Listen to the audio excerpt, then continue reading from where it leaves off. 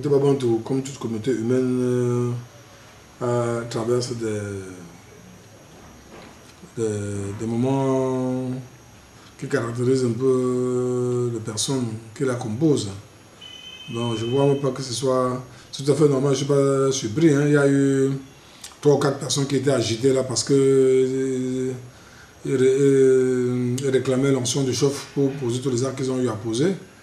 Mais avec le temps, la nature a fait que bon, les choses sont redevenues à l'ordre maintenant. On dit qu'on est passé ce temps d'obscurantisme. Non, je ne crois pas. Je ne crois pas du tout, puisque toutes les réunions marchaient très bien. Toutes les réunions de quartier marchaient même merveilleusement. La grande tontine marchait parfaitement. On a eu à créer de nouvelles structures qui ont pris le contrôle de notre qui ont pris le contrôle de la communauté, le grenier. Donc, ce n'est pas des remous de surface qu'on peut caractériser la communauté Babantou, là, pas du tout. Il y a eu quelques petits remous là et que je ne crois même pas que ça puisse entacher véritablement la marche de la communauté. Même si ça a fait beaucoup de bruit, mais c'était beaucoup plus, comment on dit, des remous de surface.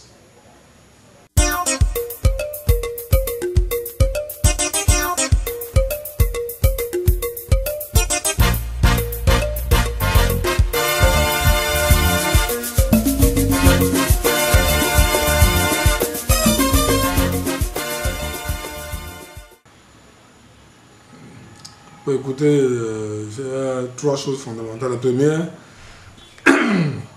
c'est d'abord la fidélité aux consignes qu'on s'est données. Parce que quand on est fidèle et quand on est loyal par rapport à des principes, vous avez beau abattre le monde entier, vous restez égal à vous-même. Hein? Et c'est ça qui fait la force des Israéliens, c'est ça qui fait la force des Juifs et tout, parce qu'ils sont fidèles à leurs principes. Deuxièmement, c'est la loyauté.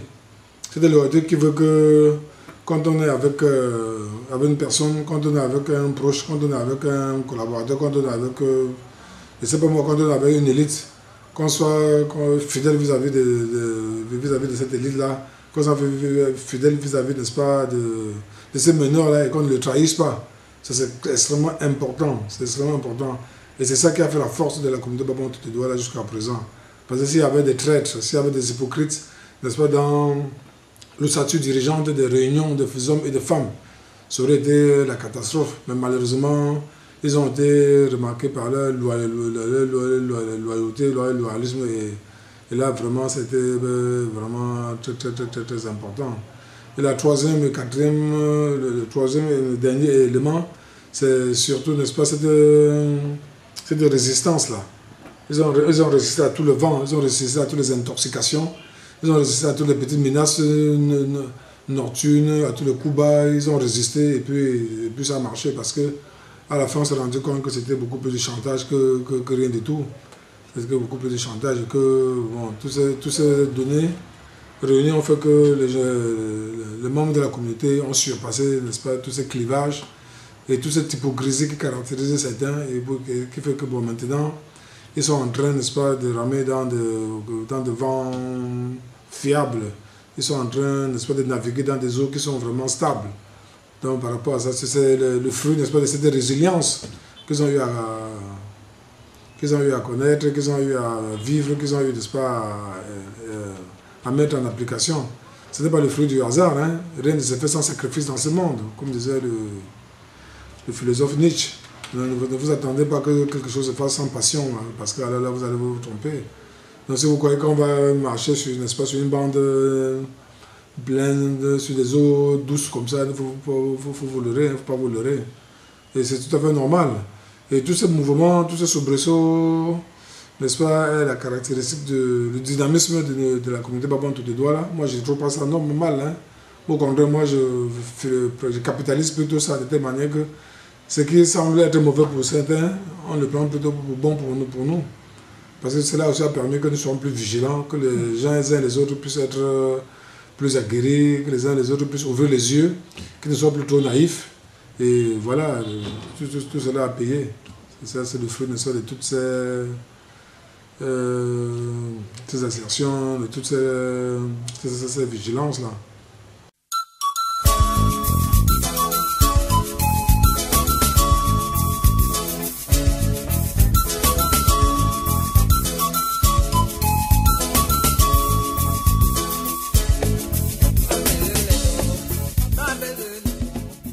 Non, je pense que là, il y a deux choses. La première chose, c'est que nous avons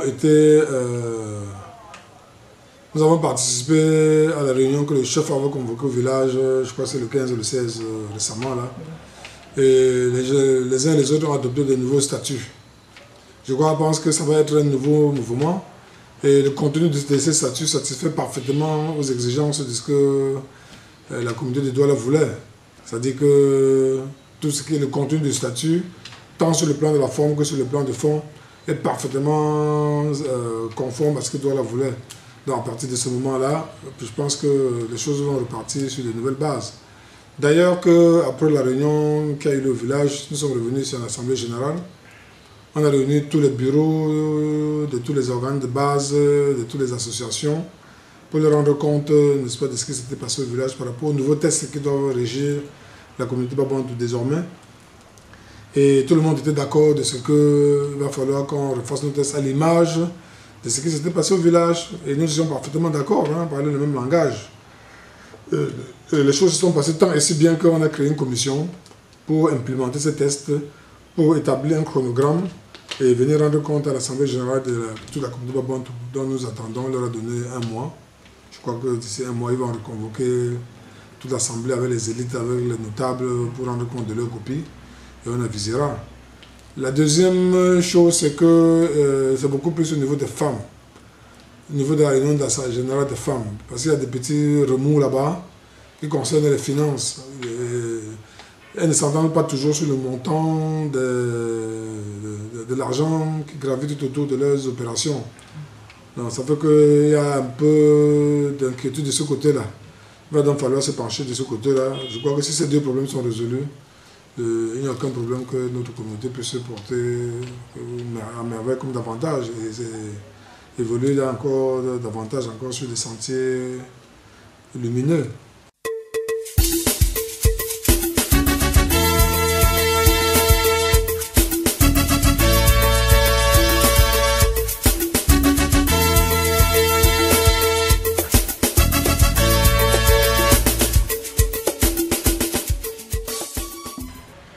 Écoutez, la vision, elle est simple. Hein? C'est d'une part implémenter la nouvelle stratégie communautaire en ce qui concerne, n'est-ce pas, le contexte institutionnel. Je veux dire qu'on refasse de nouveaux statuts pour redynamiser davantage la communauté. Première chose. Et deuxième chose, apporter un peu de l'air frais, apporter un peu de l'équilibre, apporter un peu de la transparence dans la gestion des finances de l'Assemblée générale des femmes Babantou de Douala. Je crois qu'à moyen terme, dans les 2 années à venir, je crois que c'est les deux problèmes fondamentaux, n'est-ce pas, qui essaient de tarauder notre esprit et qui, je crois, sont susceptibles, n'est-ce pas, de galvaniser encore davantage les membres de la communauté, les frères et sœurs qui croient, n'est-ce pas, en ce projet-là, qui est extrêmement important. Et je suis convaincu que ça va aller. Parce que le plus difficile a déjà été fait, le plus compliqué est derrière nous. Donc le reste maintenant, c'est d'implémenter tout ce qui est en train de se passer là et de le mettre pratiquement en marche.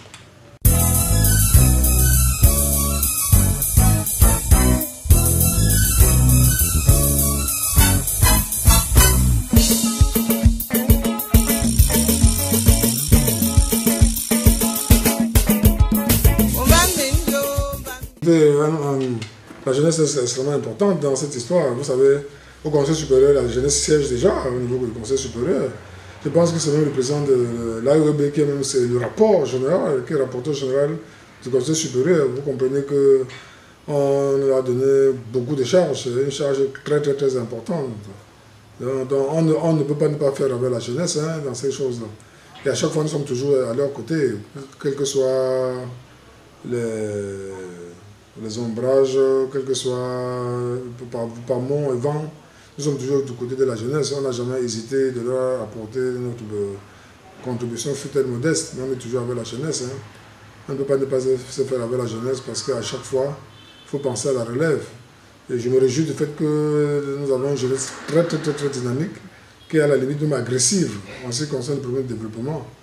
Je pense que par rapport à ça, il faut profiter de cette occasion pour leur tirer vraiment un coup de chapeau. Parce que le travail n'est pas toujours très bien vu par rapport à certains amis, certains frères, certaines élites. Les taxent toujours un peu comme si c'était des mendiants, alors qu'en fait, ils sont omnibulés par l'esprit du développement. Les aides qu'ils demandent, c'est pour les cours de vacances, c'est pour les colonies de vacances, ce n'est pas pour eux. Et c'est quand même dommage que certains frères et sœurs ne voient pas ça d'un bon oeil. Malheureusement, ils ne sont pas très nombreux, hein. Ils ne sont pas très nombreux et que ça ne les décourage pas du tout. Donc par conséquent, la place de la jeunesse, elle est là, une place fondamentale qui ne peut pas on ne peut pas fermer les yeux sur la jeunesse, c'est pas possible, tel que ça fonctionne. Alors, Son Majesté, nous allons évoquer quelque chose ici qui reste encore officieux, puisque nous savons que, en fait, nous avons...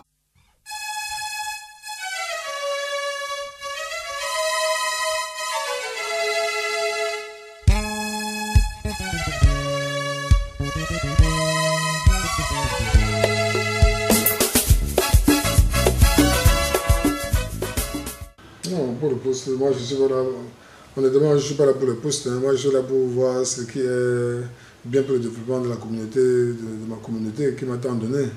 Donc si c'est le rouge, moi je suis d'accord avec le rouge, si c'est le jaune, je suis d'accord avec le jaune.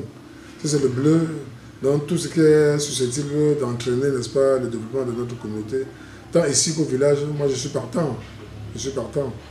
Il ne s'agit pas de réaliser des œuvres de glorification personnelle, loin s'en faut, parce que là, ce n'est pas ce qu'on est venu chercher chez les siens. Quand on va chez les siens, c'est l'humilité, c'est le travail, c'est l'intérêt général. C'est ça qui est fondamental, qui est prioritaire dans ce que nous faisons depuis jusqu'à présent. En dehors de ça, vraiment tout le reste n'est que baliverne. C'est ce que nous croyons, Sa Majesté. Nous allons terminer par ceci aujourd'hui. Et quel est le message que vous pouvez lancer à l'endroit de ces papas, de ces mamans, de ces élites, de ces chômeurs, nous pourrons dire ici, bref, toutes ces personnes qui constituent la communauté pour qu'ensemble nous allons vers l'avenir, cet avenir qui est avec vous? Non, écoutez, je ne sais pas qu'est-ce qu'on peut leur donner, c'est juste... il faut que ces amis, ces frères et sœurs de la communauté qui